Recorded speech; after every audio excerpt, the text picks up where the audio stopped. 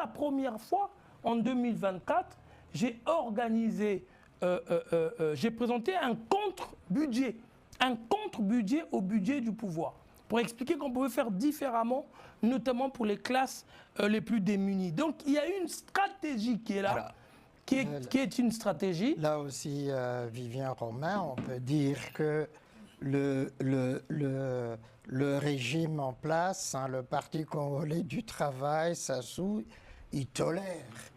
Non. Tant que, bah bien sûr, tant que ça leur fait pas mal du tout. Mais non, non, non, non. Et puis, c'est aussi de l'affichage. Non, non, non, non. À l'extérieur, monsieur. Nous laissons parler l'opposition. Non, non, non, non, je n'accepte pas. Monsieur, je n'accepte. Non, mais écoutez. Ça, c'est la réalité. C'est pas la réalité, c'est votre réalité imagée. Non, non, monsieur, vous n'en savez rien. Qu'est-ce que vous pesez par rapport au Parti congolais? Qu'est-ce que vous pesez par rapport au Parti congolais du travail? Monsieur, vous n'en savez rien. Qu'est-ce que vous pesez? Je vais vous dire. Je vais vous dire. Un, vous n'en savez strictement rien. Deux, oui, il faut qu'il en savait quelque chose. Ce que je fais. Vivien, admettez que... On vous écoute, mais admettez qu'Alfred ait des observations bien sûr. Vous êtes dans votre monde. Pas du tout, monsieur. Vous n'êtes pas dans la réalité. Non, monsieur, non. Le terrain pratique. Comment vous pouvez dire ça? Pratique. Comment vous pouvez dire ça? Comment vous pouvez dire ça? Imaginons monsieur, comment vous pouvez dire ça? Ben justement, je vais vous répondre. Oui. C'est-à-dire que vous proposez votre contre-budget. Oui. Si Sassou avait décidé le lendemain de dire, bon, on vous prend, on vous met... Monsieur, mais qu'est-ce que vous croyez? Monsieur, excusez-moi, vous racontez n'importe quoi. Il l'aurait fait. Monsieur, vous racontez n'importe quoi. Attendez, non, attendez. Mais laissez-moi répondre. Michel Mokoko est en prison. Monsieur, vous n'en savez rien. Monsieur, vous n'en savez rien. Vous n'êtes pas plus fort que Jean-Marie Michel Mokoko. Mais c'est incroyable, vous n'en savez rien. Vous n'êtes pas plus fort que lui. Monsieur, alors, c'est étonnant parce que vous dites des choses que vous ne connaissez pas. Si, attendez. Il va vous répondre. Monsieur, j'ai dirigé la campagne de monsieur Kolela qui a battu Moukoko en 2016. Si vous ne savez pas, renseignez-vous. C'est pas ça le problème. Non mais si, attendez. Ce n'est pas ça. Mais vous dites des choses que vous ne connaissez pas, c'est incroyable. Il faut qu'on avance. Mais vous non, monsieur. C'est le poids que vous pesez au Congo. Monsieur, à votre question, une réponse. Monsieur, on va écouter Grégory également et maintenant Paul Benoît. C'est aussi difficile de discuter avec vous qu'avec Sassou. Du mouvement des mécontents. Je vous disais, vous êtes universitaire, vous enseignez à l'université Marine Gouambi exactement. À Brazzaville, c'est ça? Oui. Alors, donc, vous êtes coordinateur de ces deux mouvements, Debout pour le Congo et le mouvement des mécontents. Est-ce que vous pouvez nous présenter en quelques mots ces deux mouvements, que représentent-ils sur l'échiquier politique congolais? Alors, le Debout pour le Congo est un parti politique qui existe depuis 2019 et nous sommes installés dans quasiment les 15 départements du pays. Nous avons participé aux dernières élections législatives et municipales. C'est un parti que nous avons créé avec d'autres amis, d'autres compagnons, partant du principe que sur le terrain politique, il n'y avait pas une offre qui correspondait à nos attentes, qui prenait en compte les réalités sociologiques congolaises. Parce que dans le paysage, on a des partis qui se disent de gauche, certains de droite, d'ailleurs plus de gauche que de droite, sans que l'on ne voit bien le sens de ces idéologies quelquefois importées et qui ont très peu d'emprise sur les réalités congolaises. Et donc nous, on essaie de créer un parti politique. Par exemple, notre parti se dit anti-tribaliste. Parce que nous partons du principe que le tribalisme est une question idéologique plus importante, par exemple, que les rapports entre la droite et la gauche au Congo. Et donc voilà pourquoi on a créé ce parti. Quant au mouvement des mécontents, c'est un mouvement plutôt récent qui date de 2024. C'est un mouvement de jeunes mécontents. L'idée est partie de la société civile, des gens qui se disent pourquoi faire de la politique alors que rien ne va, puisque la politique est incapable de répondre aux besoins vitaux des Congolais. Et donc ce mécontentement-là, nous on a essayé de donner un visage à la fois politiques et citoyens à ce mouvement. Et voilà le mouvement de mécontents qui existe aussi aujourd'hui et qui fait face aux réalités. Dans votre ouvrage, vous faites des propositions pour cette jeunesse. On y reviendra tout à l'heure. Et votre ouvrage donc s'intitule Le quinquennat transitoire. De quel quinquennat parlez-vous et où commence-t-il, où se situe-t-il ce quinquennat? Alors, le quinquennat transitoire, c'est le quinquennat qui va arriver, c'est-à-dire celui qui va démarrer en 2026 jusqu'en 2031, c'est-à-dire après la présidentielle. D'accord. Ce qu'il faut savoir, c'est qu'au Congo, on est un pays plutôt expérimenté dans les transitions. On a eu une première transition, disons une transition coloniale, celle qui a été imposée entre 58 et 71, c'est-à-dire la période où le pays a accédé à l'indépendance. On a eu une période transitoire au milieu, puis on en a eu une autre qui est arrivée plus tard après le coup d'État, l'assassinat du président Massamba Deba, et donc l'arrivée au pouvoir du président Gwabi.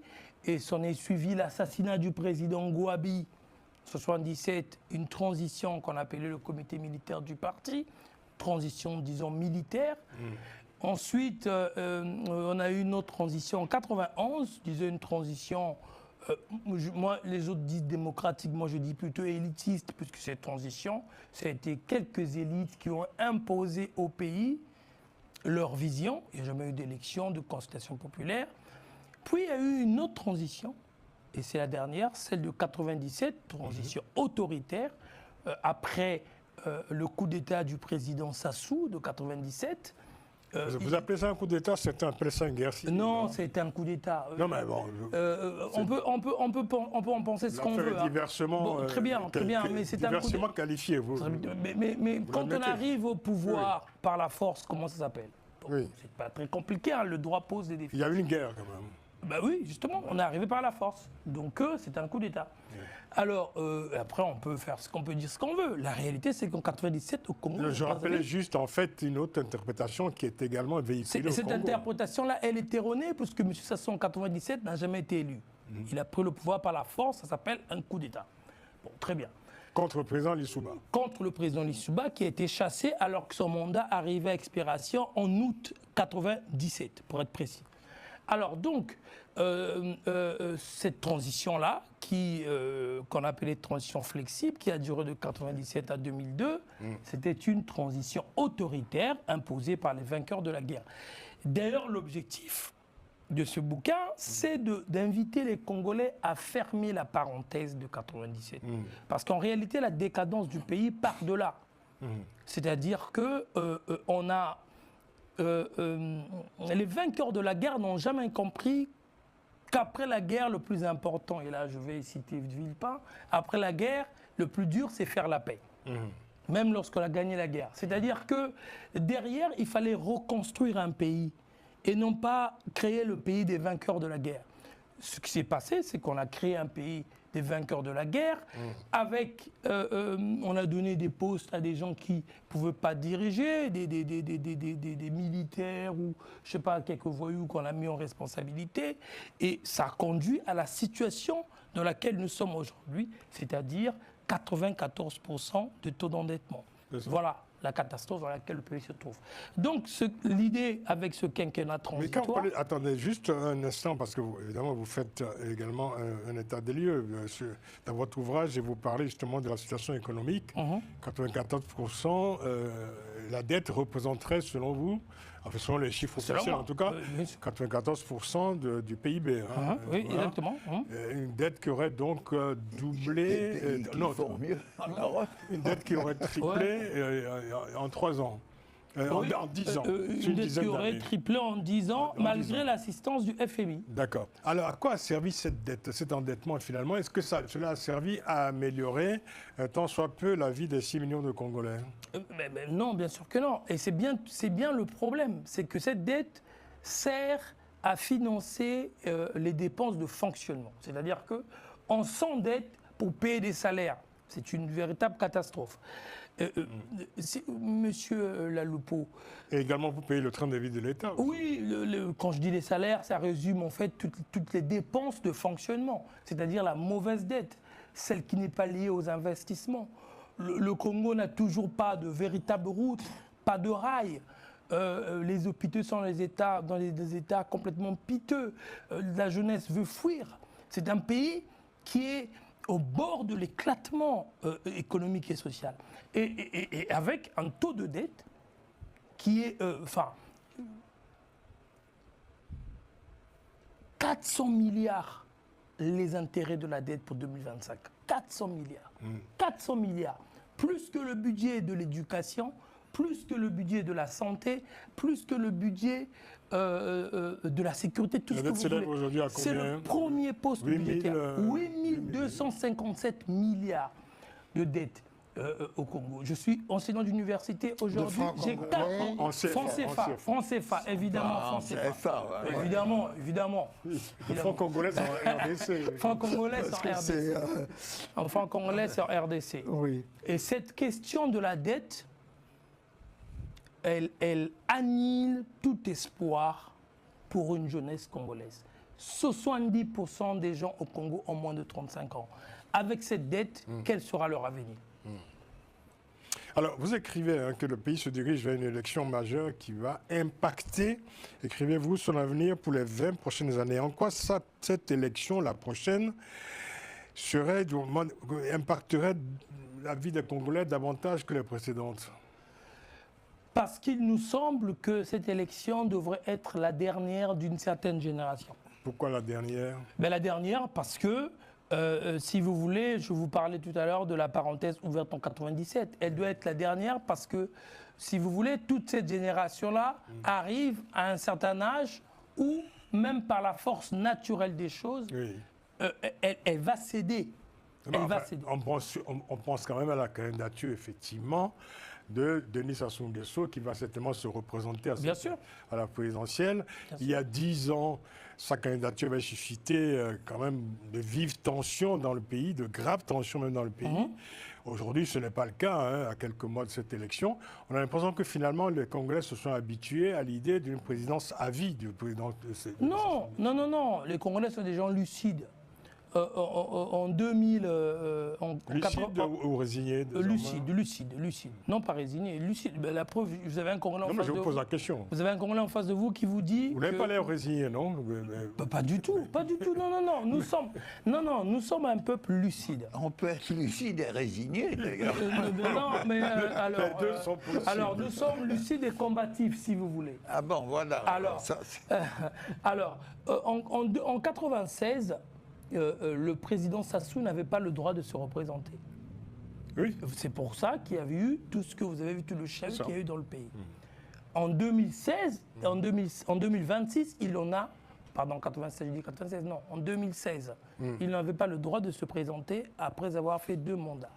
La Constitution le lui interdisait. En 2026, il en a le droit. Parce que la Constitution de 2015 lui permettait de faire 2 mandats renouvelables, de faire un mandat renouvelable 2 fois. Oui. Donc, si vous comptez, ça devrait être, ça doit être le dernier mandat du président Sassou. Donc, il n'y a pas de raison de l'empêcher d'être candidat, puisque la Constitution lui autorise. Nous l'empêcherons d'être président, c'est-à-dire nous allons faire en sorte qu'il soit battu par les urnes. Voilà. L'année prochaine. Dans quelques mois, nous l'empêcherons d'être de nouveau président du Congo parce qu'il a échoué. Ce n'est pas parce qu'on a des problèmes personnels avec M. Sassou. Donc on revient à ma première question. Donc le quinquennat transitoire dont vous parlez dans votre ouvrage, c'est le quinquennat d'après Sassou Nguesso. C'est le quinquennat qui doit se faire après Sassou. L'idée, c'est laquelle? L'idée, c'est de dire que la situation du pays est telle qu'une alternance classique ne suffirait pas. Je vais vous prendre un exemple très simple. Lorsque M. Trump remplace M. Biden aux États-Unis, vous connaissez l'histoire aux États-Unis, on vient avec l'administration Trump qui remplace l'administration Biden. Mais parce que vous avez une administration de substitution ou remplaçable qui existe. Et aujourd'hui, au Congo, si vous voulez... quel est le personnel politique disponible aujourd'hui pour assurer cette transition? Et c'est pour ça que je vous dis, il est donc impossible aujourd'hui, dans la situation de notre administration aujourd'hui complètement corrompu, complètement à la rue, qui subit 28 ans de laisser-aller administratif, il est impossible de dire que nous allons arriver, qu'il faut que tout le monde parte pour remplacer. Non, il faudra donc un consensus après cette élection pour essayer de reconstruire quelque chose. Au moins de redonner, c'est pour ça qu'on parle de remettre sur les rails, de reconstruire un État congolais avec quelques fondements, c'est-à-dire rebâtir l'école. Aujourd'hui, 70% des élèves au Congo, jusqu'au CM1, ne savent ni lire ni écrire. 70%. Allez. Voilà. Alors, donc, c'est ça l'objectif. Vous notez dans votre ouvrage quand même que les jeunes, notamment, en tout cas que les Congolais de manière générale, se désintéressent de la prochaine élection présidentielle. Comment vous expliquez ce désintérêt? Parce que vous parlez de Congolais à la fois lucides et combatifs. Par ailleurs, vous parlez d'un désintérêt vis-à-vis de cette élection. Si cette élection ne suscite pas, je dirais, un certain engouement, un engagement, une mobilisation des électeurs, comment pensez-vous que cela pourrait changer la donne dans votre pays? Parce qu'aujourd'hui, il n'y a pas véritablement d'offre politique. Les Congolais semblent se désintéresser ou se désintéressent à ce jour parce qu'il n'y a pas d'offre politique. Aujourd'hui, si vous regardez le paysage congolais, qu'est-ce qu'il y a? Vous avez les partisans du président Sassou qui ont commencé à faire campagne, mais sur quelle base? En essayant de dire c'est le seul, c'est le seul, c'est le seul. C'est le seul, ce n'est pas un argument politique. Il existe encore une opposition aujourd'hui au Congo-Brazzaville? Bien sûr, moi qui vous parle, je suis un opposant, il y en a bien d'autres. L'opposition existe. Vous en pensez ce que vous voulez, mais l'opposition existe. Alors... Oui. Non, mais la question s'oppose, parce qu'on a l'impression que l'opposition, que les oppositions étaient laminées méticuleusement depuis au cours de ces 10 dernières années. Non, mais vous savez, bon, le problème c'est que vous regardez toujours... Il faut reconstruire aussi l'opposition, peut-être. Oui, bien sûr, sans doute, mais si vous voulez, moi je veux vous dire, si vous voulez, l'opposition aujourd'hui, vous savez, il y a une opposition qui existe, qui est loin d'être l'opposition dont vous rêvez ou dont vous pensez, c'est-à-dire une opposition politique organisée. Il y a une vraie opposition qui existe. Je vais vous prendre un exemple très simple. En 2025, l'opposition de l'ombre? L'opposition populaire, c'est-à-dire tous ces gens que nous appelons les mécontents. Maintenant, il faut simplement les canaliser. Moi, je veux vous dire, jamais depuis que l'opposition a existé, et je prends ma part comme acteur de l'opposition, jamais depuis que nous avons eu des organisations d'opposition, nous avons réussi à faire reculer le gouvernement sur des propositions de loi. Internet, les réseaux ont réussi à le faire. La loi des finances 2025 et les projets qui ont été virés, par exemple, projet d'augmentation, de création d'une taxe sur les appels téléphoniques, ça a été retiré rien que par la bronca citoyenne.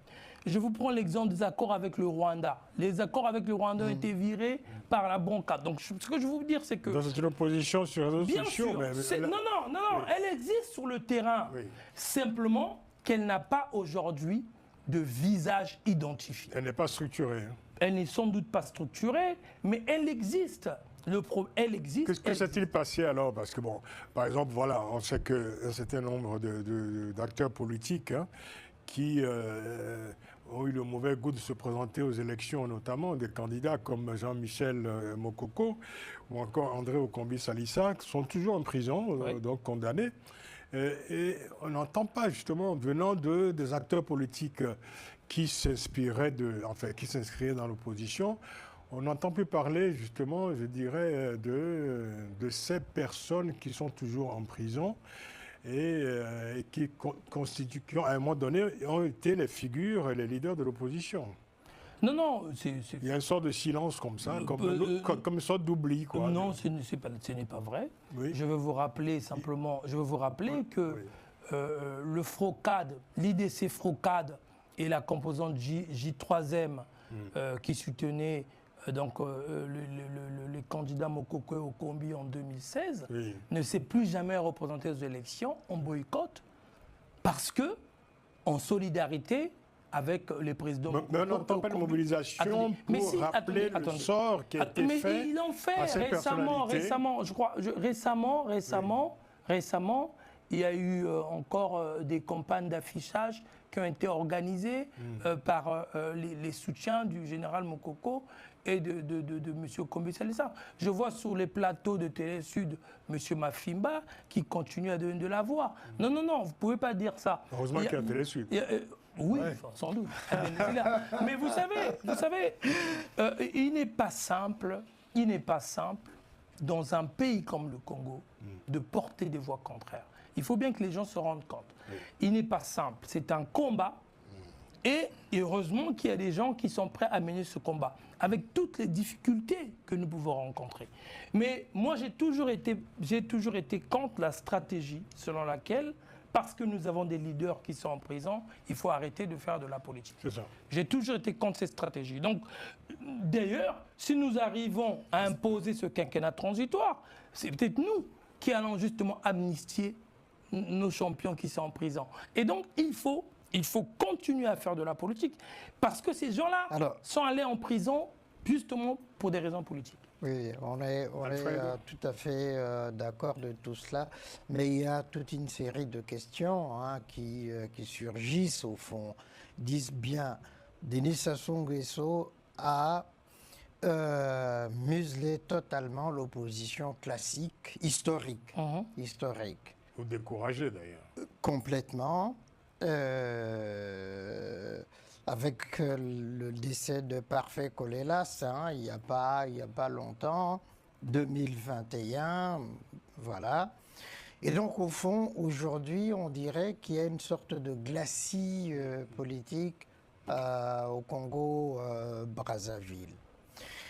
Et la question qui vient tout de suite à l'esprit, c'est de dire, mais enfin, qu'est-ce qui nous dit que le parti des mécontents, dont votre parti, que Sassou ne tolère pas simplement question de façade pour dire au fond ils sont comme des mouches, ça siffle mais ça ne fait pratiquement rien et que donc ils vous laissent faire.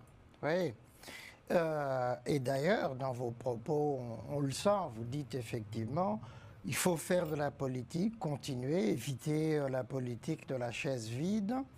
Mais en même temps, on sait que c'est très difficile parce qu'à tout moment, il peut arriver que Sassou Nguesso se dise « Bon, ben voilà, vous avez assez fait de bruit comme ça suffit maintenant. » Ça, c'est une première remarque.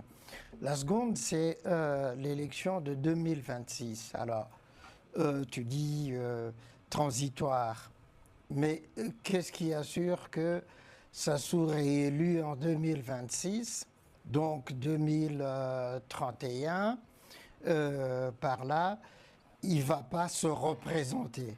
Après, vous voulez dire après 5 ans? C'est dire, évidemment, tant que... parce qu'il l'a déjà laissé entendre une fois, tant qu'il est encore solide sur ses deux jambes, il se présentera toujours. Alors, quel serait le destin, le devenir justement de votre mouvement par exemple. C'est pour ça que je vais vous poser la question d'ailleurs de savoir si les Congolais n'ont pas intégré l'idée du président. Dernière observation, parce que tu as même dit, bon, la jeunesse se désintéresse. C'est ça le gros du problème. Et même fait observer effectivement que 70% sont déscolarisés parce que, vu les conditions. Alors, je ne sais pas comment l'opposition arriverait demain à faire changer toute cette inertie qu'il y a au Congo-Brazzaville, mais pas que. On sait comment ça fonctionne en Afrique centrale. Tant qu'il y a ces présidents qui sont forts, comme Denis Sassou Nguesso, qu'est-ce qui va bouger? On le voit au Cameroun. Oui. Vous pouvez répondre à la question désespérée d'Alfred. Alors, vous avez première chose dit que peut-être que finalement le président Sassou nous laisse faire et le jour où il acceptera, où il décidera de nous faire taire, il nous fera taire. Bon, très bien. très gentil pour tous les gens comme moi qui se battent et qui prennent autant de risques. Ah, non, mais non, attendez, non, pas mais pour je te vous ai condamner, écouté hein, c'est religieusement. simplement une Écoutez-moi question. simplement. C'est une question. Non, c'était pas une question. Si. Monsieur a dit que c'était une remarque. Donc, il a dit- Une remarque Bon, alors, sous forme de question. alors, exactement. non, remarque sous forme de question. Ok. Donc, Faut se mettre d'accord. oui, il faut se mettre d'accord. Alors, je vais vous dire, vous savez, récemment, il y a eu une liste des partis politiques reconnus par le ministère de l'Intérieur qui a été publiée par arrêté ministériel, complètement d'ailleurs illégal, illégal par rapport à leur propre loi sur les partis politiques. Mon parti n'a pas été retenu. C'est pour vous dire que nous ne sommes pas là pour faire de l'accompagnement, et bien au contraire. Quels ont été les partis qui n'ont pas été reconnus? Le mien, celui du président Mirassa, d'accord, celui de M. Mafoula, nous étions 2, 3, 4 partis politiques non reconnus. Au pays, tout le monde a compris pourquoi nous n'étions pas reconnus, pourquoi nous n'étions pas dans cette liste-là. Nous ne sommes pas là pour faire de la figuration. Alors, maintenant, nous sommes dans une configuration où vous avez un pouvoir qui a politisé la police, politisé l'administration, politisé l'armée. Et donc, à partir de là, vous avez un seul rempart, c'est le peuple. Ce peuple, nous, et c'est pour ça qu'on a créé un nouveau parti, quand on dit les mécontents, parce qu'on s'est rendu compte que, et Mitterrand disait, les victoires idéologiques précèdent les victoires politiques. Il faut d'abord que ces jeunes, que cette population comprenne quels sont les enjeux. Les jeunes aujourd'hui au Congo, c'est 70%, 65% de la population. Ces gens sont nés un peu après 97. Donc, ils ne savent pas exactement quel a été le Congo, quel a été le mal que ça soit pu faire à ce pays après le coup d'État. Ils ne comprennent pas les enjeux, les véritables enjeux. Il faut des gens pour leur faire comprendre. Et ces enjeux sont consignés dans votre ouvrage. Ces enjeux sont consignés dans notre ouvrage. On est tout à fait d'accord. Nous faisons, monsieur, un travail à la fois pédagogique et pour susciter justement l'adhésion du plus grand nombre. Alors, Croyez-moi, aucun pouvoir n'est fort si le peuple n'est pas avec vous. Nous sommes d'accord. Alors, cette jeunesse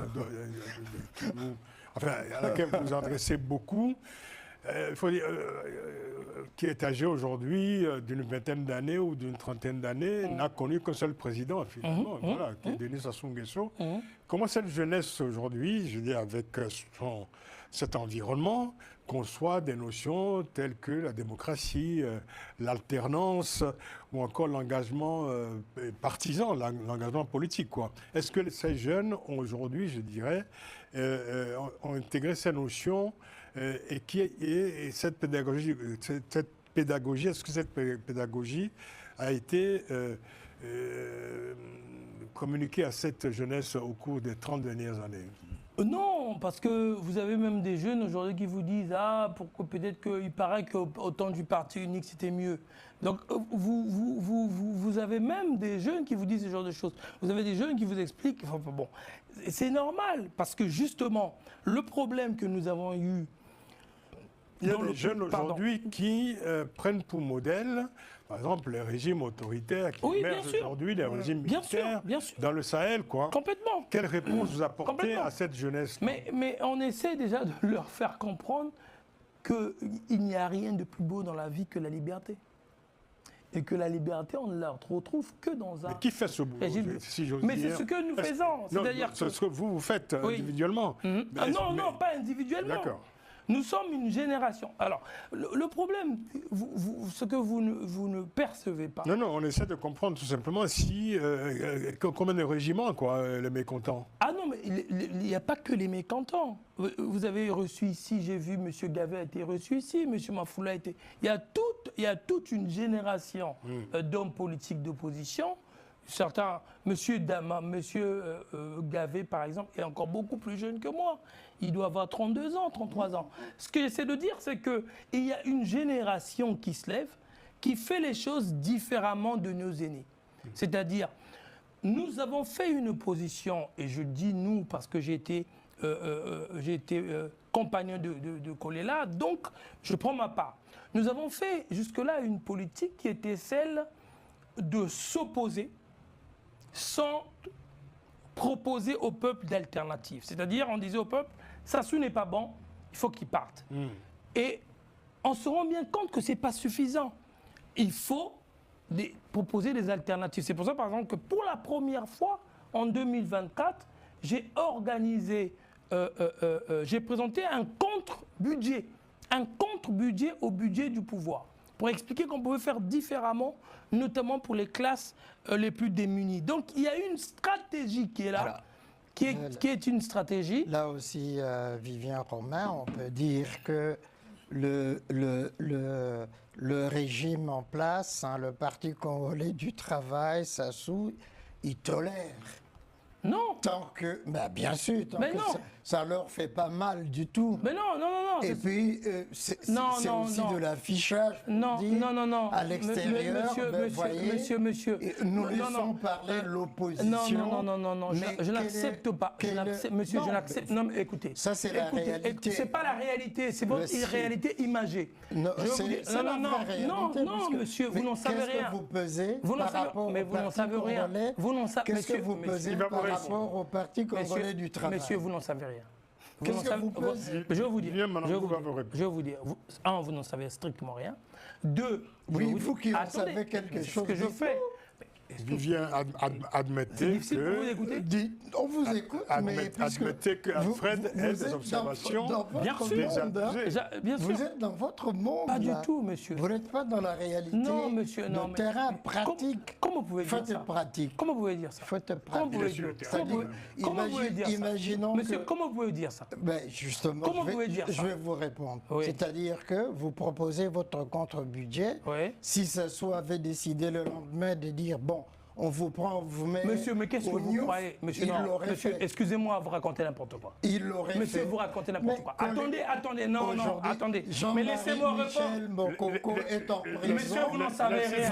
Monsieur, vous n'en savez rien. Vous n'êtes pas plus fort que Jean-Marie Michel Mokoko. Mais c'est incroyable, vous n'en savez rien. Vous n'êtes pas plus fort que lui. Monsieur, alors, c'est étonnant parce que vous dites des choses que vous ne connaissez pas. Si, attendez. Il va vous répondre. Monsieur, j'ai dirigé la campagne de monsieur Kolela qui a battu Moukoko en 2016. Si vous ne savez pas, renseignez-vous. C'est pas ça le problème. Non mais si, attendez, ce n'est pas ça. Mais vous dites des choses que vous ne connaissez pas, c'est incroyable. Il faut qu'on avance. Mais vous non, monsieur. C'est le poids que vous posez au Congo. À votre question, une réponse. On va écouter Grégory également et mettre Jean-Paul Benoît. C'est aussi difficile de discuter avec vous qu'avec Sassou. Monsieur, non mais c'est pas possible. Monsieur, vous n'en savez rien. Allez-y, Vivien. Je vais vous dire, vous dites le poids que vous pesez au Congo-Brazzaville. D'accord? Très bien. Je vais vous demander quelque chose de très simple, de très simple. D'accord? Le groupe Lyot ici, à quel poids? Non, attendez, non monsieur, répondez à une question. Lyot de Charles de Courson, à quel poids? Lyot est au Parlement. Oui. Monsieur, mais bien sûr. À quel poids, globalement? Dans un système parlementaire classique. On va avancer. Quel est le rapport? Mais pour vous dire que le poids politique, c'est pas simplement la représentation. Attendez, monsieur. Au Congo-Brazzaville. Vous savez pas, monsieur, attendez. Vous avez des représentants. Vous savez que. Oui. Est-ce que vous savez que j'ai gagné des élections législatives? Non, mais vous êtes au Parlement. Mais vous posez une question, je vous réponds. Oui. Monsieur, vous savez, le Parlement du Congo, il y a combien de députés qui ont été élus? Oui. Vous savez, mais peu importe. Non, mais pour vous dire combien. Non, mais. On ne va pas fermer l'émission dans un face-à-face. Monsieur, ce n'est pas peu importe. Ce que j'essaie de vous expliquer. Monsieur, attendez. S'il vous plaît, laissez. Ce que j'essaie de vous expliquer, c'est que nous avons au Congo des représentants qui sont des représentants artificiels.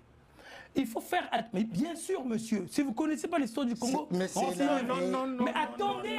Mais enfin, c'est pas possible.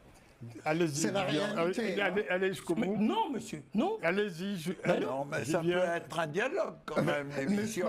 Mais non, mais attendez. En quoi est-ce la réalité? Attendez, je vous dis, si vous, monsieur, vous n'êtes pas élu, quand vous impose député, en quoi c'est la réalité?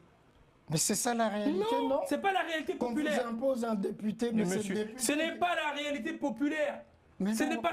Mais vous ne comprenez rien, vous faites exprès. Non, mais c'est vous qui ne comprenez pas. Mais non, monsieur, vous ne comprenez pas. Dans cette illusion mais que... pas du tout. Vous nous dites que vous avez été élu, mais vous n'êtes pas au Parlement. Mais bien sûr, mais ça veut dire quoi? Et alors, monsieur, c'est ça la réalité. Alors, on ne peut pas avoir... Alfred, attendez, monsieur Alfred. Vivian monsieur prône la combativité monsieur et Alfred. vous prenez la résignation. Non, la réalité. Monsieur Alfred, je vais vous dire quelque chose de très simple. Vous voyez, c'est la différence sans doute, et je viens de le remarquer, entre vous et moi. Vous pensez qu'un régime qui vous dit « je contrôle la situation, j'ai 100 élus », que ce régime-là a le soutien populaire.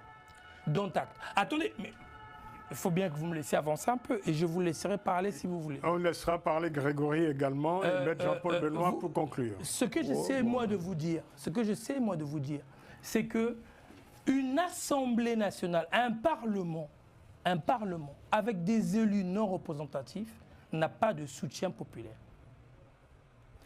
Donc, ça veut dire quoi? Ça veut dire que vous pouvez vous contenter de l'État, ce qu'on appelle en droit, en sciences politiques, l'État artificiel. C'est très bien. Très bien. Moi, je vous parle du peuple congolais. Et c'est de ce peuple congolais qui ne se reconnaît pas dans les élus qui sont à l'Assemblée nationale. Ouais, je ne sais pas si vous avez déjà, je ne sais pas si vous avez déjà suivi les élections au Congo. Si vous avez déjà suivi les élections au Congo. Mais si vous avez déjà suivi les élections au Congo, vous saurez de quoi je vous parle. Maintenant, pour le reste, vous dites qu'est-ce que vous pesez? Dans votre esprit, sans doute rien. Mais attendez, enfin, si. Vous avez dit, monsieur, vous croyez qu'on arrête les autres comme ça? Il faut conclure. Vous pensez qu'on arrête les autres comme ça? Allez jusqu'au bout de votre propos. Grégory. Oui. En fait, quand on regarde la situation au Congo, vous l'avez dit tout à l'heure, le bilan est catastrophique sur le plan économique. On regarde, on a parlé de la dette, même certains indicateurs disent même jusqu'à 100% du PIB. On ne voit pas en fait comment on peut sortir de cette situation-là. En fait, quand on vous écoute, la question c'est est-ce que vraiment vous pouvez emporter cette élection et vous donner les moyens pour gagner? Parce que nous, on voit plutôt une inertie au Congo de l'extérieur. Et moi, ce que je me dis concrètement... Je ne suis pas candidat à ce jour. Non, mais en tout cas, le parti, en tout cas, ce que vous quelle l'opposition... Vous avez un projet politique. Bien sûr, voilà. Je n'ai pas dit que j'étais candidat. Moi, ce que je me dis, c'est qu'il y a eu des élections précédemment, depuis le retour de Sassou Nguesso en 1997. Qu'est-ce qui va différencier cette élection pour l'opposition pour qu'elle puisse exister? Qu'est-ce qu'elle a construit?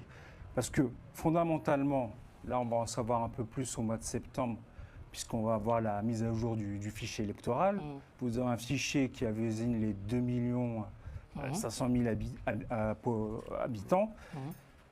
Qu'est-ce qu'on construit là-dessus? On sait que vous avez deux grosses villes où se concentre une majorité de la population. Quelle stratégie voilà. Quelle stratégie déployer maintenant pour que cet électorat puisse changer ou, on va dire, à minima, vous puissiez construire un capital pour les prochaines élections d'après? À la limite, ce serait même plus cohérent et plus pragmatique. Je vais compléter cette question en vous citant d'ailleurs, parce que vous parlez dans votre ouvrage de l'existence, je vous cite, d'un personnel politique alternatif aujourd'hui au Congo. Vous l'affirmez, mais ce personnel est assez imperceptible. Non, je dis le contraire. Pardon? Je dis l'inverse. Si vous dites... Je dis justement... L'existence d'un personnel politique alternatif. Non, vous regarderez. Mais je dis justement que le problème du personnel administratif et politique alternatif se pose. Vous verrez. D'accord. Je le dis. Pourtant, je l'ai bien lu. Non, mais vous verrez, vous me donnerez raison. Donc vous n'affirmez pas que ce personnel politique alternatif existe. C'est tout le sens, Francis Laloupeau, du quinquennat transitoire. C'est-à-dire d'aller vers un consensus. C'est tout le sens, parce que justement, il faut tout recréer. Et quand vous voulez refonder, vous ne refondez pas entre amis. Oui. Vous ne refondez pas entre copains. Vous refondez forcément en ouvrant, en essayant de trouver des compromis. L'objectif, c'est de dire, nous avons un intérêt qui est l'intérêt national. Aujourd'hui, le pays est en grande difficulté et une gouvernance partisane classique, comme elle a pu se faire, a démontré ses limites. Elle en démontrera encore.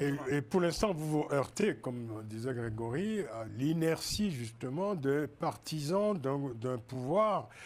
Ces partisans qui, eux, ont intégré l'idée que le président Sassou Nguesso est un président à vie, quoi. Mais c'est le combat politique, Francis. Non, c'est le combat politique. Si vous me dites vous vous heurtez à cette zone d'inertie. C'est le combat politique. Donc en fait, dans l'une de vos stratégies, c'est de conscientiser la classe dirigeante et les fonctionnaires actuels pour que, en fait, eux-mêmes viennent converger avec vous, que ça puisse construire le Congo de demain. C'est un peu ça l'idée. L'objectif, non. L'objectif, alors, c'est sans doute parce que vous n'avez pas lu l'ouvrage. Nous, on s'adresse essentiellement aux mécontents. Et les mécontents, on l'a dit, ce sont les jeunes. Ce sont les jeunes, principalement, qui aujourd'hui sont à 41% de chômage. Et ces jeunes représentent 60% de la population congolaise. L'idée, c'est de leur dire, dans les circonstances actuelles, leur avenir est complètement dévoyé. Il faut que ces jeunes-là prennent conscience et prennent les choses en main. C'est ça l'objectif. Ça peut prendre 5 ans, ça peut prendre 10 ans, mais c'est un combat politique. On peut dire, comme M. Alfred, vous ne représentez rien, ça ne sert à rien votre affaire. Très bien. Mais nous, quand on aime son pays, on se fixe des défis, on se bat. Moi, je ne suis pas du Front National, mais j'ai vu Le Pen se faire presque insulter ici parce qu'il faisait 1%, 2%. Ils sont à 31% aujourd'hui. Donc le combat politique, quand on se bat pour ses idées, quand on a des convictions, on se bat et on se bat effectivement. Oui. Très bien. Mais Jean-Paul Benoît, un mot quand même, vous avez écouté... Oui, non, mais moi, le représentant de l'ancienne puissance coloniale, je vais avoir beaucoup de difficultés à intervenir. En plus, j'ai connu le Congo, j'étais très jeune, directeur de cabinet à la coopération du temps de Nwabi. Donc le Congo a vécu de transition en transition et à aucun moment ce pays n'a connu une espèce de stabilité démocratique. Maintenant, vous représentez un parti d'opposition. Moi, ce que j'ai constaté depuis des années, sans être aussi expert que vous, c'est que l'opposition congolaise, dans ces divers partis, a été incapable de s'unir et de présenter face à Sassou Nguesso un leader qui pourrait cristalliser les mécontentements. Vous dites, notre parti, c'est le parti des mécontents.